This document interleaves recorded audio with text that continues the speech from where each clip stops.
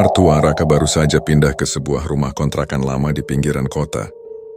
Rumah itu murah, meski banyak tetangga memperingatkannya tentang suara-suara di malam hari. Raka mengabaikannya.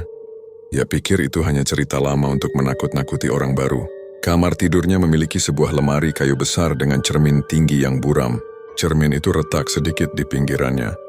Seperti telah berusia puluhan tahun. Raka tidak pernah menyinggung soal itu ke pemilik rumah.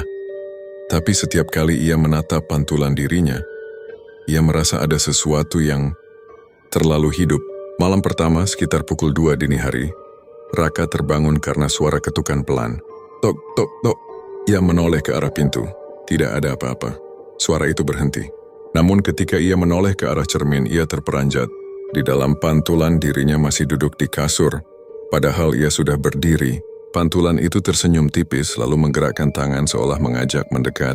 Raka tercekat, ia mencoba berpikir rasional, mengedipkan mata beberapa kali. Pantulan itu kembali normal seakan tidak terjadi apa-apa. Malam-malam berikutnya, gangguan semakin menjadi. Ada suara langkah pelan di lorong meski rumah hanya dihuni satu orang. Kadang ia mendapati bayangan gelap di balik pundaknya saat bercermin. Padahal ruangan kosong. Puncaknya terjadi pada malam ke-7. Saat itu listrik padam mendadak. Rumah tenggelam dalam gelap. Hanya cahaya bulan yang menembus tirai tipis. Raka mencari senter. Tapi sebelum ia menemukannya, ia melihat kilau samar dari arah cermin. Cermin itu bercahaya pucat. Dan dari balik permukaannya tampak sosok dirinya berdiri dengan kepala agak miring. Mata hitam legam dan senyum lebar yang membelah pipi. Sosok itu mulai mengetuk permukaan kaca dari dalam.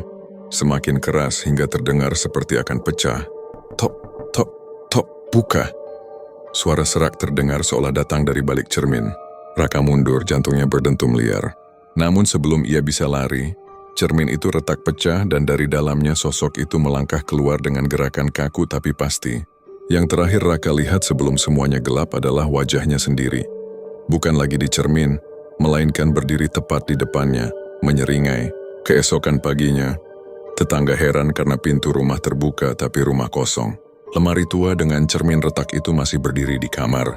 Di dalam pantulan ada sosok Raka yang tampak tersenyum dan terus menatap siapapun yang melihatnya.